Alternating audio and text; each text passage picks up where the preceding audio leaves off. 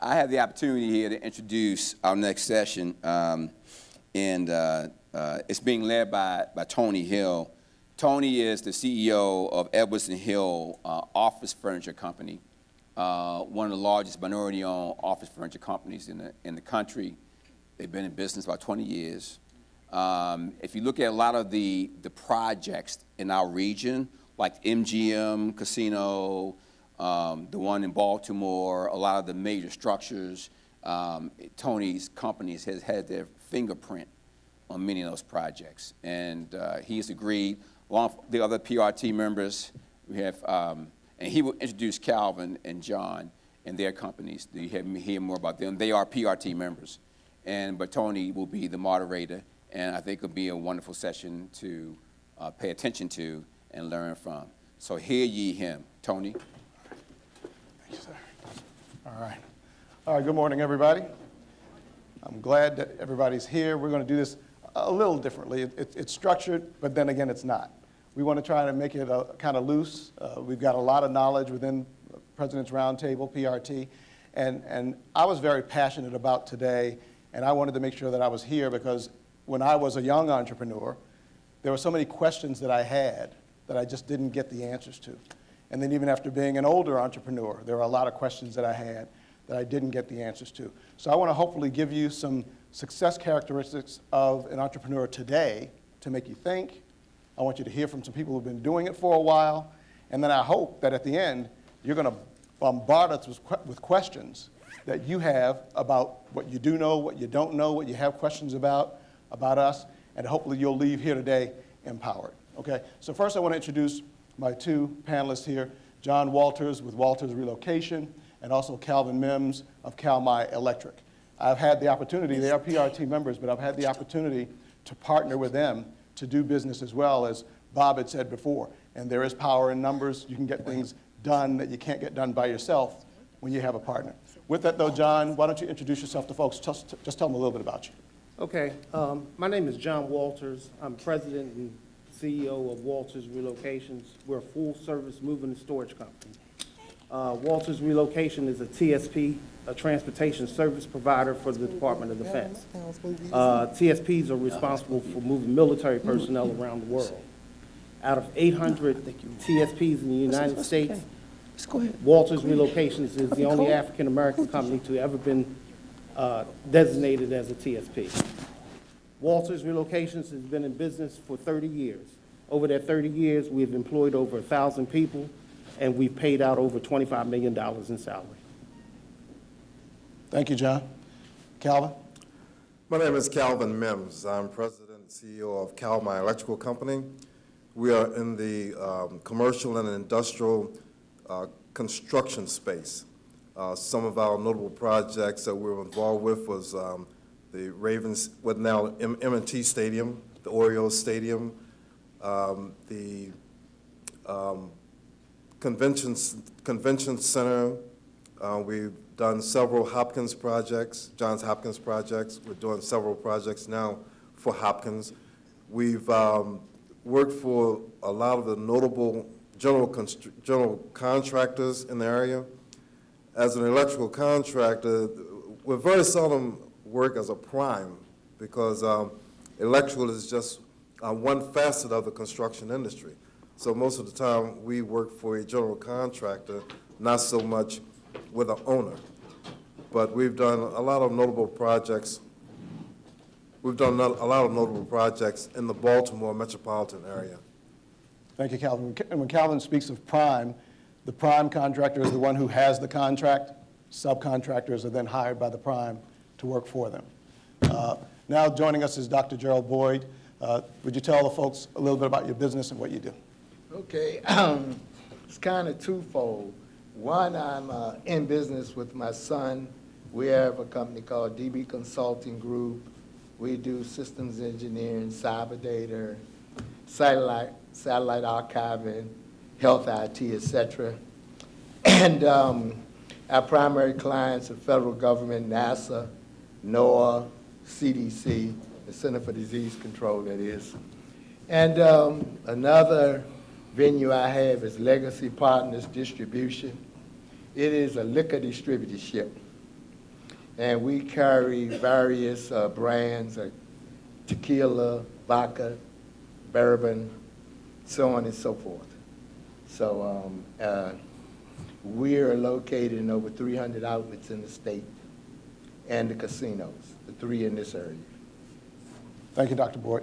So what I want to start off talking about is what I really feel is the number one success characteristic that you need, and not just in business, not just in a minority business, but I think in life, and that is your reputation. You got to guard your reputation. If you look around in the news, that's how a lot of people get taken down, and it's not always true. But if you allow somebody to taint your reputation, if you have a reputation that is not stellar, then somebody can undermine you, and it can cause you big problems. Gentlemen, would anybody like to just kind of field that in terms of how important your reputation is to how you've grown your business thus far? I'll speak on that, how important reputation is. Calmi Electrical Company has a great reputation in the construction industry, in the Baltimore metropolitan area. That reputation has cost me a lot of money. You have some companies that they don't care much about their reputation, so it's, let me get as much as I can now. Let me grab as much money as I can, regardless of who it hurts, but it's about me, and the reputation doesn't matter. Well, those companies, those firms, don't stay around long. Our reputation has cost me money, but we've been in business 32 years. It's cost me, but that money has come back also. And I'm hoping that it continues to come back. So reputation is very important because we get RFPs, invitations to bid all the time. My computer daily is loaded, and we can't bid everything. And it's based on our reputation. There are so many people in the industry that know me. I don't have a clue who they are, but they know me through Calmi Electrical Company's reputation.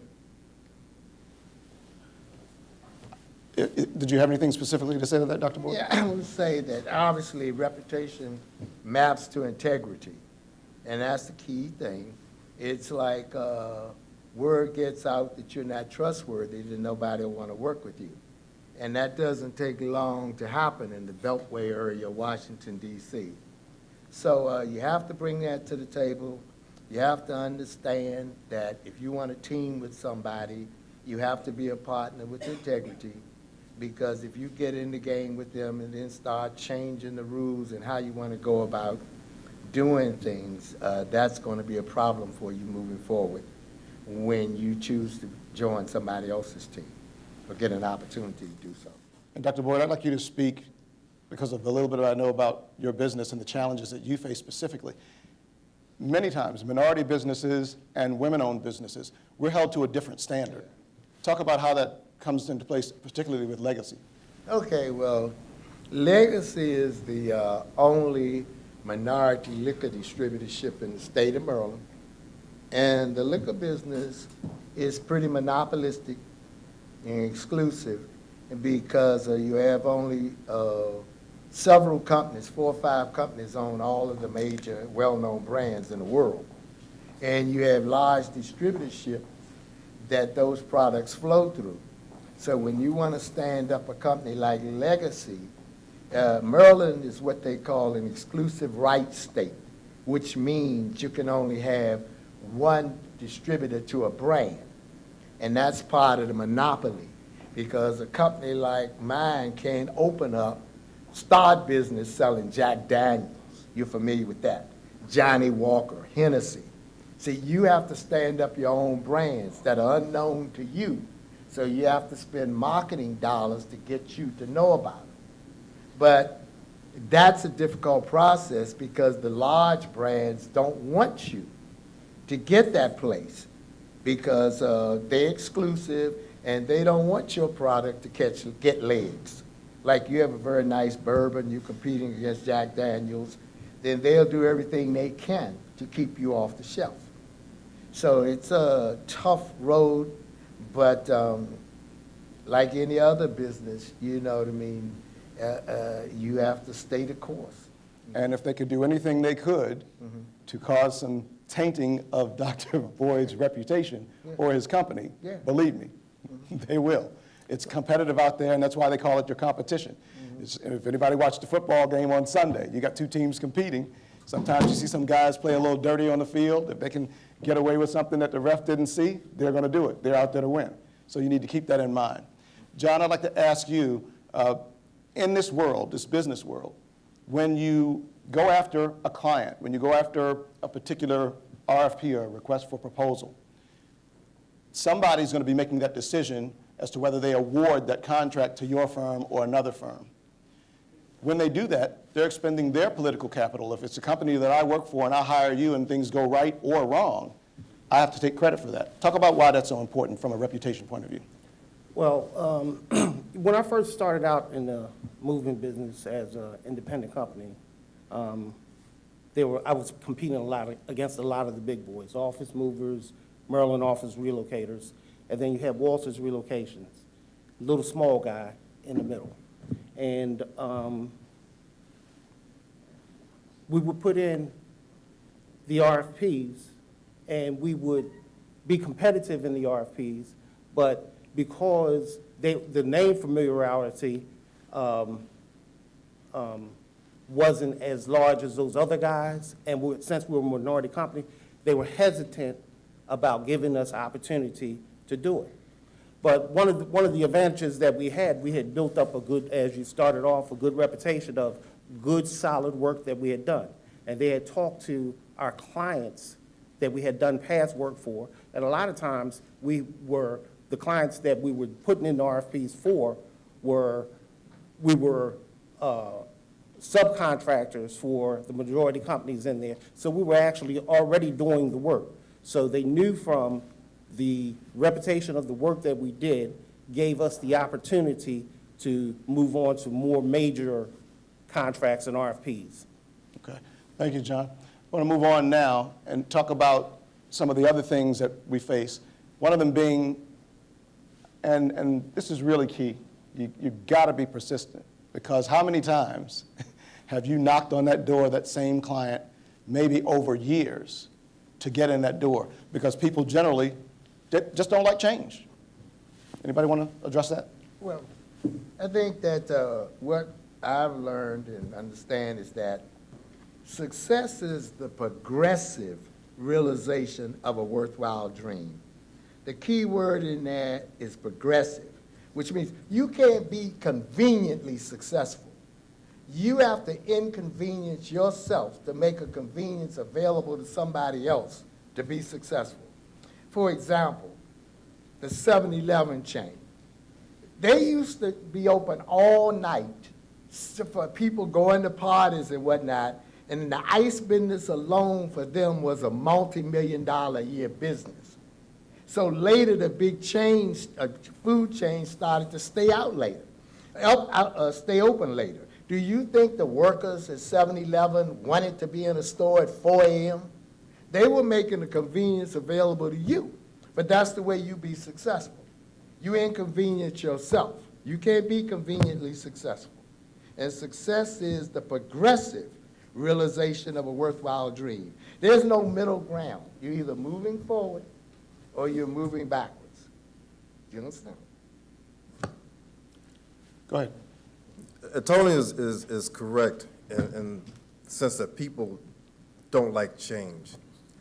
In my industry, and probably, I can only speak for my industry, and it's probably the same for all industries, but people do business with people that they know. And in our industry, it's very tough to break in, to do work for general contractors that have been around for years, and they've always used the same subcontractors all the time. So you go and you try to do business with these guys. First of all, when you go in cold calling, forget it. You know, you just will get nothing from cold calling. You either have to be introduced by someone who does business with that general contractor, or you have to have done business with another company that this general contractor knows and respects. and they may look at you, but they do not like change. They will not, well, here's why it's so important. You know, people always say, well, we do not need the MBE program, the MBE program. We do not need the Minority Business Program. Well, it's not true, because without that program, the majority of us would not even be in business, because people don't like change. But because of the programs, people have to use us, or at least give us an opportunity. And they find a lot of times that once they give us an opportunity, the majority of us are business-minded, that we can do the job, and we can do the job on time, and we can be successful, and make them successful. But it's about change, and the programs allow that change. John, let me, whatever you want to say, I want you to say it, but I also want you to talk about this a little bit, because Calvin talked about making sure that you do things and do them on time. And that's why it's so important. People don't want to change. If I've got somebody doing work for me and they're delivering every time, then why do I want to take a chance, for instance, with John and Walter's relocation? He might not deliver. I don't know him. I haven't worked with him before. But that can also be a positive, because, John, if you'll talk about when you get that job and you do a really good job, then they may not want to change from using you. Well, I think a lot of it has to do with the approach. And I think probably if I could just back it up a little bit. Sure. And the formula of a successful business, I think the basic formula for a successful business is not that hard. The basic formula for a successful business is threefold. First, the business has to have a vision. Is like, what do I want to accomplish? Where do I want to be? Then two is direction. How do I get there? And then the third, which is probably the most important, is accountability. Is who's going to be accountable for taking the steps to getting me from point A to where I need to be. So once you create that vision, right, then that is your goal. Mm-hmm. And a goal without a plan is a wish. So then you get the direction of how do I maneuver through these areas. And all of these things are going to be obstacles, but those are obstacles that you're going to have to face. Like if I'm going from here to North Carolina, right, and my goal is to get down to Durham, North Carolina, there might be detours along the way. But I have to, if I want to get there, then I have to learn or make the changes to maneuver around it. But I can't let that stop me if my ultimate destination is getting down to Durham, North Carolina. Sure. Talk about, that's a great point. Persistence in the face of challenges. Between the three of you at the table, I imagine you've probably got, 70, maybe 80 years of business between you. How difficult was it? How difficult is it being in business? And do you have those days where you say, my goodness, how much of this can I take? How long can I keep going? And how do you remain persistent when that happens? Well, I think like for a lot of businesses, and it doesn't make a difference whether you're a minority business or you're a majority business, one of the major obstacles is access to capital, right? So you have to get good partnerships with banks. You have to get good partnerships with your lawyer. You have to get good partnerships with your accountant to help you maneuver through these obstacles. So being prepared. Say that again? So being prepared. Being prepared helps. Being prepared helps, yes. Sure. Got anything to add, Calvin, Dr. Boyd? No, I'm good. Okay, let's move on. This is something that's extremely important, and I think in particular in the minority community, I won't say missed the boat on this, but I think we need to sharpen our pencils, if you will, when it comes to being politically knowledgeable. You've got to know what's going on in the political landscape. Dr. Wallace spoke earlier about the new tax bill, how that's going to impact us. We need to know what legislation is being proposed and how it may affect us from a business point of view, personally, and otherwise. Legislation can lead, though, to opportunities for you. Who'd like to speak to that?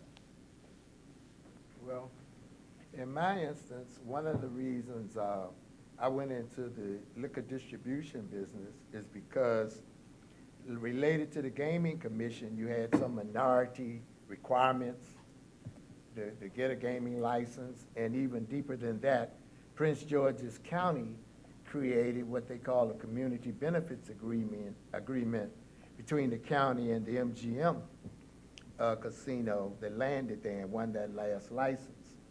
So tied to that community benefits agreement was a lot of minority requirements, set-asides, et cetera. But as I learned the legislation further, they weren't really held accountable in terms of mandates, like, if you don't do this, this is going to happen. You read through the community benefits agreement, it has a lot of goals they have to reach, and this is wish-washy. They self-auditing. When you let a business self-audit, how accountable can you hold? They giving you the data that they're to be measured by. So, you know, Tony's absolutely right. You need to understand that legislation before you get going, because I asked the question, where are the voids in the state and in the county?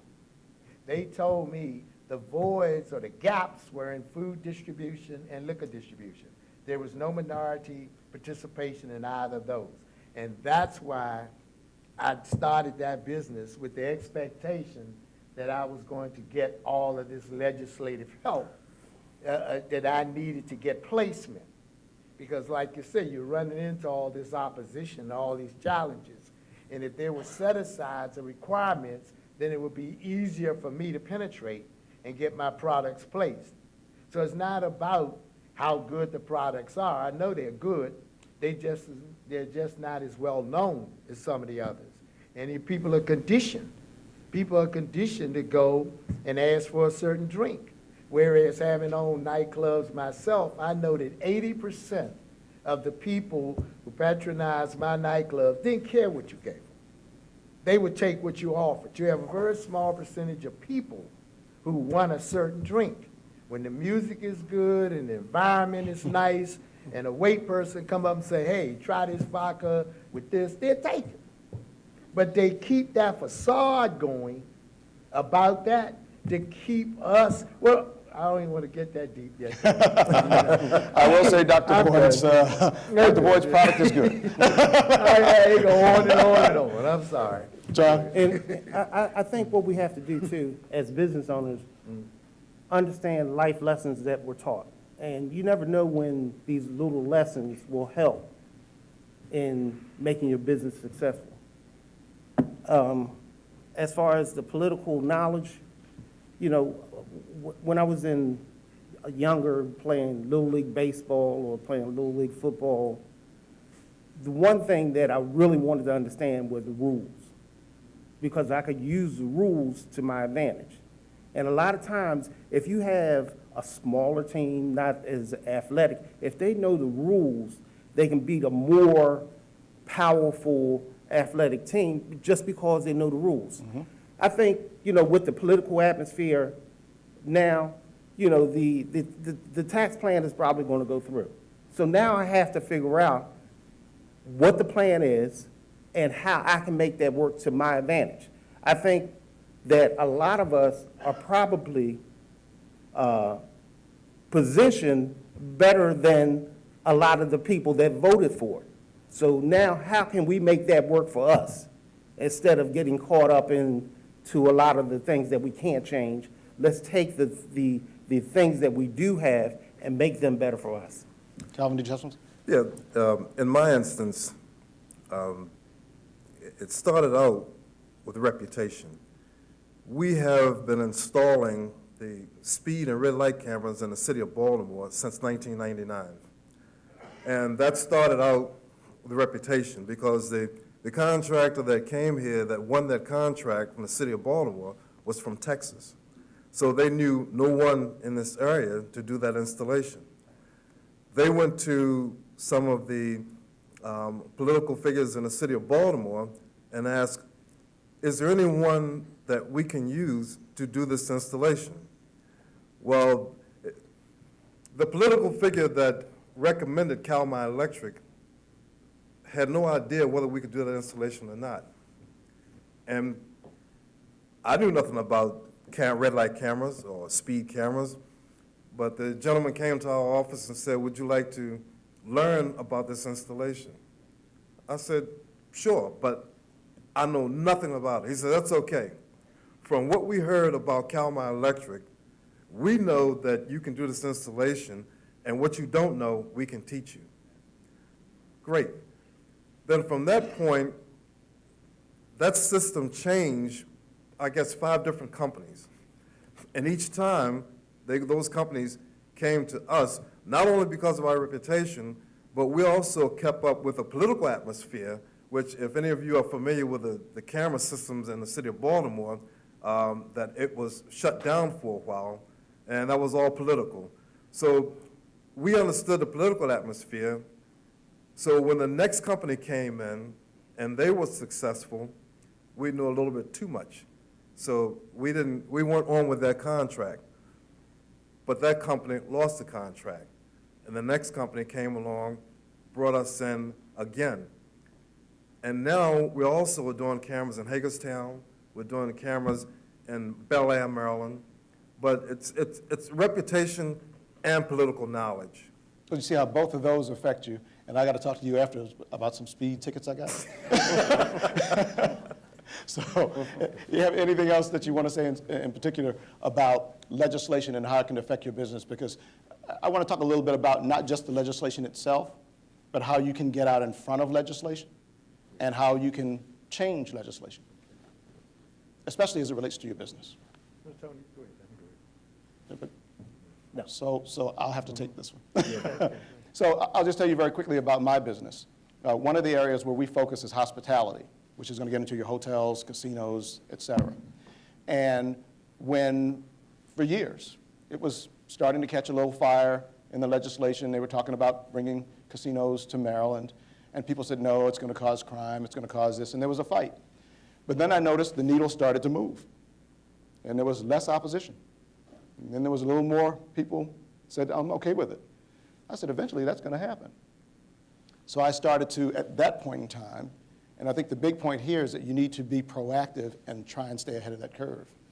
I started to reach out to folks who own, manage the casinos who were out in Vegas before they got here. So when they got here, they already knew who I was. And we've now installed furniture in every major casino in the state.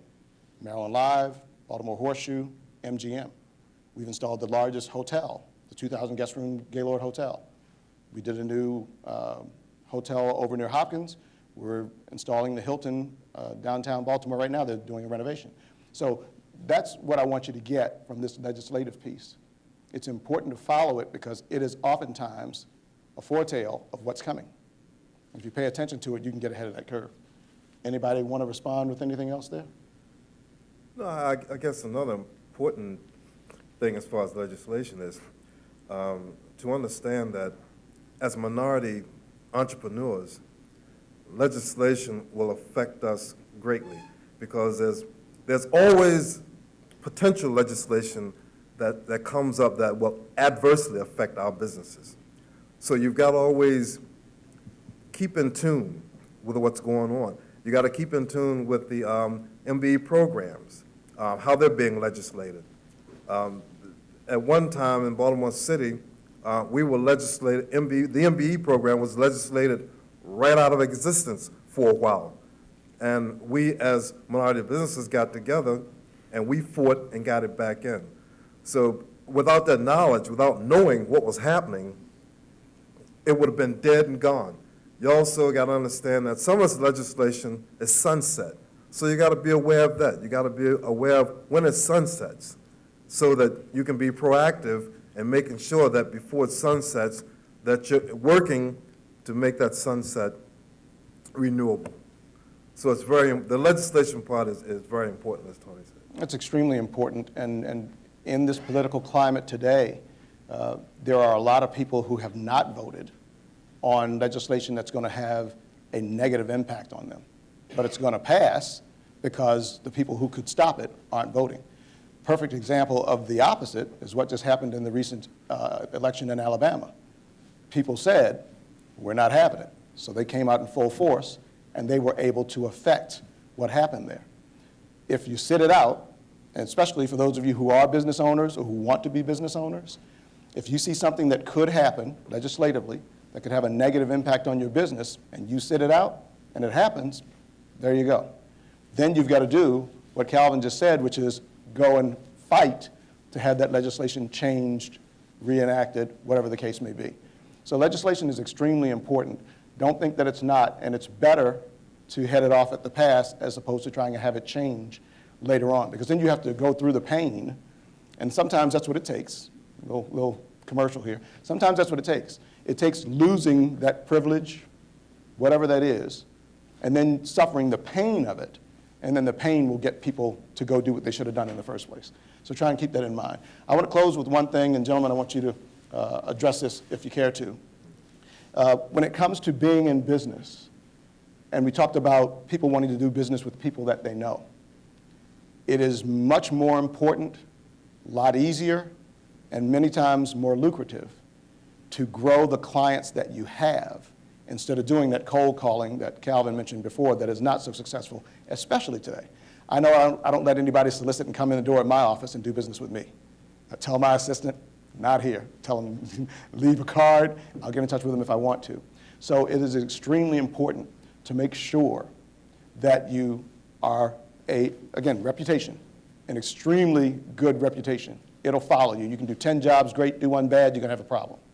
So make sure that reputation is clean, and then mine and mine and mine again, those existing clients that you have. Go back, find out what you can do for them that you're not doing, how you can grow the business that you already have with them, because your reputation's good. You have, hopefully, advocates inside. And lastly, gentlemen, I would like to talk about how someone has to expend that political capital within that organization to award you. And that's a really big door, if you will, that you have to get in. If you are new to an organization, and let's just say that I'm the person who's going to make that decision. If I've got somebody to answer to, and I award either of you a contract, and you don't deliver, or if there are issues with that contract, now my job's in jeopardy. So it's a really big deal when somebody entertains awarding you. Talk about, if you can think of maybe one instance where somebody's taken a big chance on you. When I had been in business for a while, and I was doing business down at Mercy Hospital, and I was getting little business from Johns Hopkins University. They had a major company which was called Maryland Office Relocators at the time. Maryland Office Relocators was owned by Huffburger Oil, and they made major contributions to the hospitals, and Huffburger had Johns Hopkins basically locked down, and they were trying to get over to Mercy. So they made a contribution to Mercy that I couldn't make. But I had decided then, I'm not going to play that game. That's the game that they want to play. My approach to Mercy was, you know the reputation that we have, you know the service that we can give. This is a major project, right? This is a project that your bosses will see. Now, they gave you some money, but the way they hired their guys was they went down to Lexington Market in the morning and 15 people jump in the truck, and that's who they used as their crew. Our crews were vetted, and so I decided not to play the game the way that they wanted to play the game. I had to go with what was good for me. I gave good service, our reputation was good, and so Mercy took the risk minimal, and we had to sell that to them because we had confidence in what we could do in order to use us. Fantastic. Gentlemen, anything else? You know, I think every time we do business with someone that we've never done business before, you run the risk of that. If you don't mind, Tony, I just want to step away from it just for a little bit, since this is your last. And I want to say one thing that's very important as entrepreneurs is networking. For years, I was in business, and I was tied to my desk. I was chained to my desk because I thought it was important that I be there to make sure that the business was running, to make sure that everything was great, that my people were in place, and I was not networking. And by doing that, I also wasn't getting much business. It is really important to network with each other, do business with each other. Because when you get out there and you network, that's when, if you have a good reputation, that's when your reputation will follow you. And that's when people will get to know your face, not just your name, but they know that face. And there's a lot of times when companies not only will know your name, but if they know your face, then they'll be more willing to do business with you because they feel more on a personal level than just knowing your name. So network. There are a lot of events. Sure, some of them are, just press and flash, a little drink, a little eat. But you'd be surprised if you just get one contact, just one contact out of a networking event, even that contact may lead to several more. So get out, get away from that desk a few times. I know it's hard because it was difficult for me, but networking is very important. Sorry, but I thought that was important. That's an excellent point. That's understood. So now I hope, did you have something to say, Dr. Boyd? And Very quickly. again, another little different kind of thing. One thing that's important in business is pace. You can't poke along trying to build a business, so it's important, how you spend your time. So in closing with me, I want to tell you, with your infrastructure, with the people you interact with, there are 4 kinds. You got wishbones, you got jawbones, you got knuckle bones, and you got backbones. Wishbones are people who lie in bed and wish that $1 million would fall through the ceiling. Jawbones are people who always talk about doing. Knuckle bones are people who knock everything you try to do. Then you got the backbones. Those are the people who get down and lift. But unfortunately in life, for every lifter, there are 20 leaners. So you have to be perceptive and make sure that you identify as you build your business with as many lifters as you can, so that you have efficiency in building it. Very, very important. Anybody have any questions of the panel? If you do, please come up to the microphones and ask your question. I hope that you do. You got a wealth of knowledge here, and there are things that you're going to need to know in business. This is an opportunity to take advantage of that. State who you are and then address your question. Sure. My name is Tarsha Weir. Can you hear me? Yes. I am with Interns for Hire. I am a web and graphic designer. And I am one of those people that is a backbone. And I love how you close that because I'm coming right in on it. But my question is to Calvin in the middle? Yes, Calmi Mims. Calvin. Okay, so something that you said about the MBE being taken away from Maryland, but now you guys fought to bring it back, right? You were on that committee that did that? Well, I wasn't on that committee, and that was for the city of Baltimore. Okay.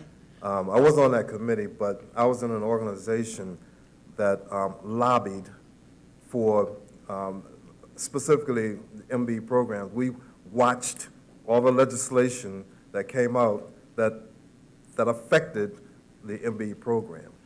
And so when we saw what was happening, we just tried to get as many minority entrepreneurs together to go down to City Hall and fight for that legislation to come back.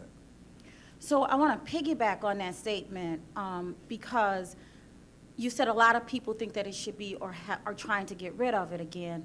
But I'm one of those people that question the MBE certification because I feel, from an outsider, let me tell y'all, I'm not from Maryland, I'm from Michigan, so you're going to hear this from an outsider, right? But I've been here 1.5 years, and I feel that that is almost close to being a discrimination process because they go through a process of going through all our finances, going through every bank statement, and then we're not guaranteed any contracts, but then our counterparts, and I'm looking around, our white counterparts can put documents together and paperwork together, and no one's validating their information. No one's checking up on their information, but they can sort between us, okay, I want to deal with minority business owners they can just pick and put this amount of income, that amount of income. So I agree with the MBE to a certain degree and looking for legislation to change to where we take that financial aspect out of it.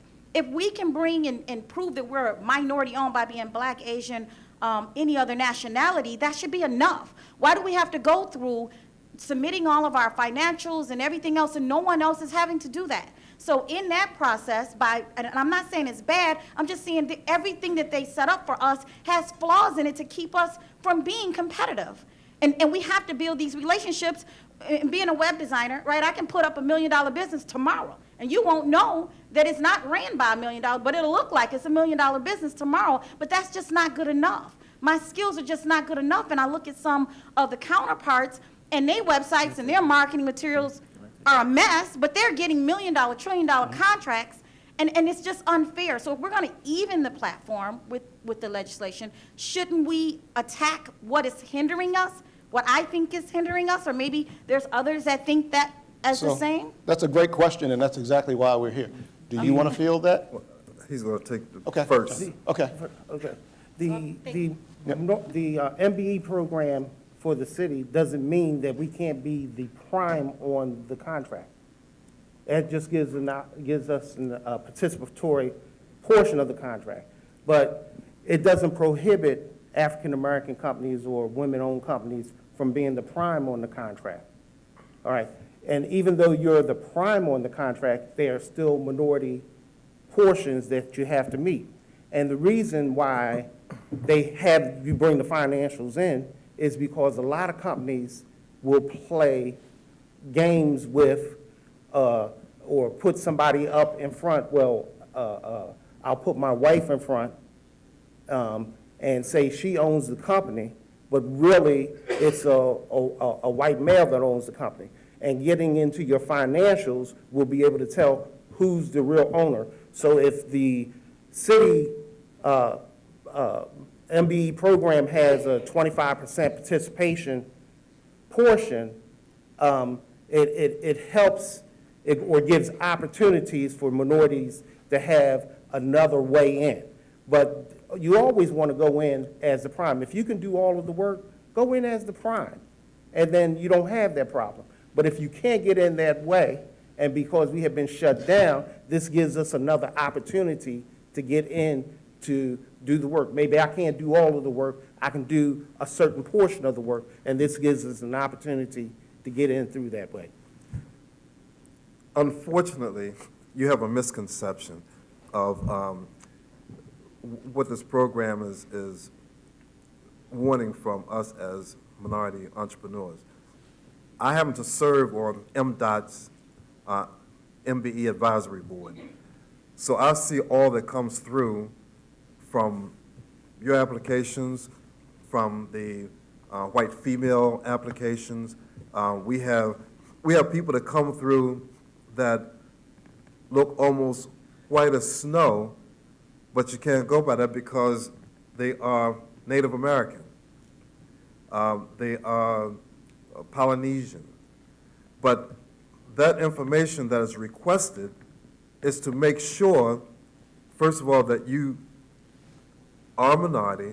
Also, there's a net worth standard that you have to meet, which is why they ask for your financials. It changes, but I think the net worth maximum is $3 million. So you have to meet that, and if you exceed that, then you're no longer qualified as a minority entrepreneur. So, and since you say you are from out of state, I guess you have to be around a little bit longer to really understand the nuances of the program. But it is designed to help minority entrepreneurs, not to fight against you. And, go ahead, Ken. What, are you going to answer another question, or you're responding? That question. Okay. If you have one comment, go ahead. Oh, you have another question? No, comment on hers. You'll probably say what I'm going to say. Go ahead. Hi, I'm Kenneth Clark. I'm a consultant with the MBA Business Center at Capital Region. Prior to the time, I was president of the Maryland, D.C. Minority Supply Development Council, and help to lobby for some of the programs that we have in the state. Let me say, I've talked to my when I was president of the Maryland DC Minority Supply Development Council, I talked to my counterparts throughout the country who are part of that process. Maryland has the best minority business program in the country, and we have lobbied for other states to try to get our program. The program is not designed to limit your opportunities. It's designed to let the small businesses get into business, and is designed to get you into the process. If you are big and bad enough to go and compete with IBM, do that. If you're big enough to compete with all the other big programs, Clark Construction, do that. You don't have to go through the MBA program, but if you're trying to build your business and get in, the program is designed to give you an opportunity to get into business and to rise up to a point where you can then compete with the other big boys. Now, I too don't, the program is in fact a subcontracting program for the most part, and so you design, you're in there to be a subcontractor until you can be a prime contractor. And so, I would prefer that there not be size standards, and that also that you just be in there as a minority. NMSCC designed this program for corporate America. No size standard, because they want you to be big as possible so you can handle their work not only here but in California, Texas, New York, everywhere, and even internationally, and no size standard. But the government is designed to get you into the business a little bit. Now that gets back to your earlier point about legislation. One of the things that's happening right now, well, first of all the programs that we have for minority business have been approved by courts and Congress and various other legislative bodies. The ones that have been in court, Rothy decision, the one out of Virginia,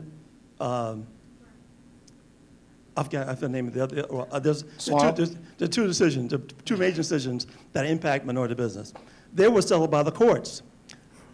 The judges in the courts are appointed by the president.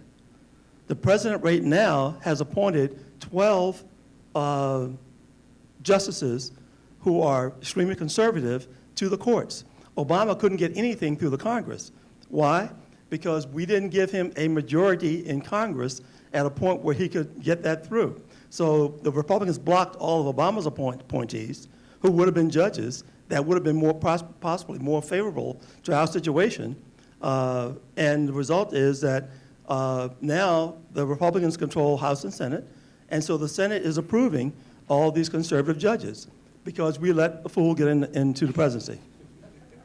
So your vote is very, very clear. The vote in Alabama was absolutely critical because at least it could put a stop to some of these judges that are going in. So we won't have the decisions that are going against us. We're losing in the courts. When these brothers go and fight discrimination cases, and some of you who may have to do that too, they go to the courts, and it's going to be judges that are going to rule on that, and they're not going to be on our favor if we have all these other people getting in. So every vote counts, and and a lot comes from legislation. Our program is designed to help you grow, not limit your growth. And in NMSCC, they check all that stuff to try to keep out fronts and frauds, and there are a lot of them out there, and sometimes they get caught, and that's the good news, because you publicize those and you try to keep the other folks out. Anyway, that's part of it. Thanks, Ken. And I'll simply say, no system's perfect. I do agree it's the best in the country. I'm glad my business is in Maryland. And it's good for you to be, and everybody, to be at events like this. And I would encourage you to talk to some of the folks here who are MBEs, who've benefited from the program. I, for one, I don't think I've ever had one single MBE program. I've been different in that I've been the prime 99% of the time. But I will say to everybody, this is what we do. We are entrepreneurs. When there are obstacles, we find a way. That's what we do. And it's amazing when you take time, you stop and you look back and see, wow, I made that happen in spite of. So just, absolutely. One of the things that I'm doing to kind of strengthen the women community is I'm in the process of starting a women business chamber.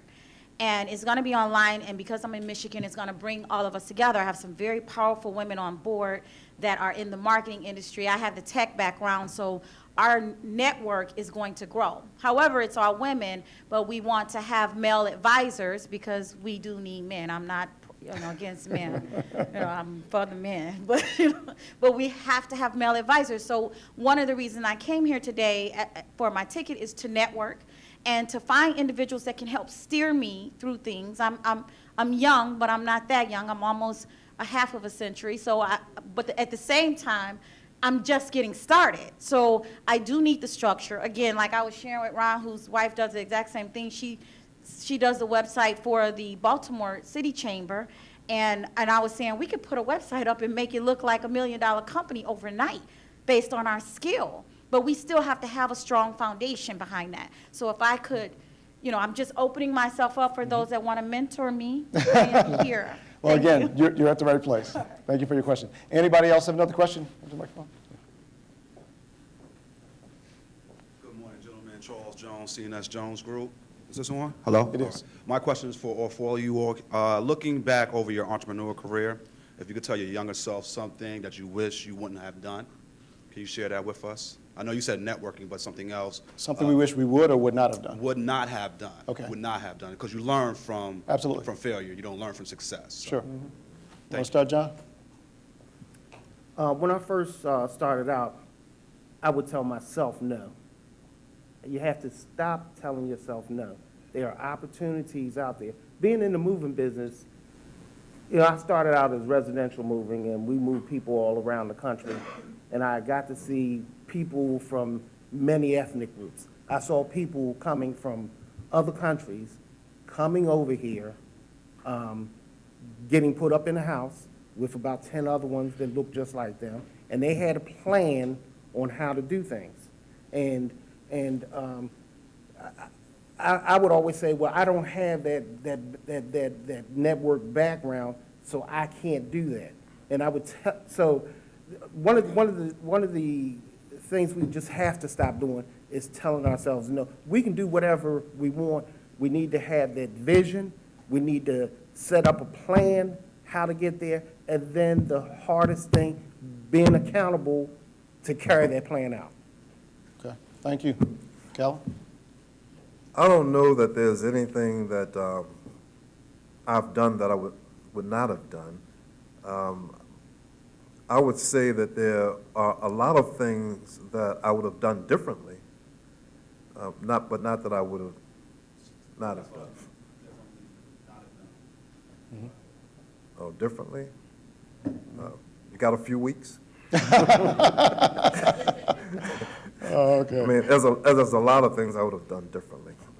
Like I started the networking. Some other things I would have done differently would be in staffing. In my business is labor intensive, and it's also if you don't have the right supervision, then your business can just go by the wayside, no matter how much you know personally. And that's in my business because it's labor intensive.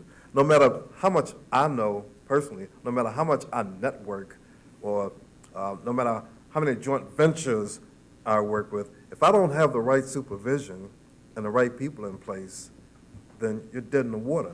So Okay. one of the things I would have done differently is I would have staffed differently. All right. Thank you. Dr. Boyd, Okay, you how and I many- stand between the folks in lunch, so. Yes. How many in the audience are interested in federal work? Okay. So if you're interested in pursuing federal work and you don't already have it, then you would be interested in the 8A program, probably.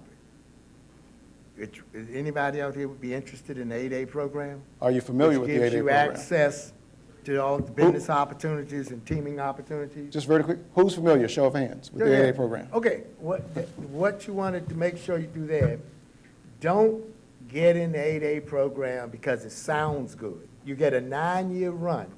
You want to vet on the front end so that you know that when you're certified 8A, you have some opportunities within your purview. You don't want to sit on your 8A certification for 3 years and get no work, and you have 6 years left. So that's something to think about heavily on the front end. So join, get in some relationships as a non-8A that can lead you to have value to another company, that when you get certified, you immediately move into some task work. That's great. I'll give you two really quickly, sir. One is, had I to do it differently, in the very beginning, I would have started going into meetings, telling them what I can do, and asking for what I want. Because a lot of times we go into business and say, yeah, I do this, and I'm great, and I'm great, and I'm great, and I hope to hear from you, and we leave.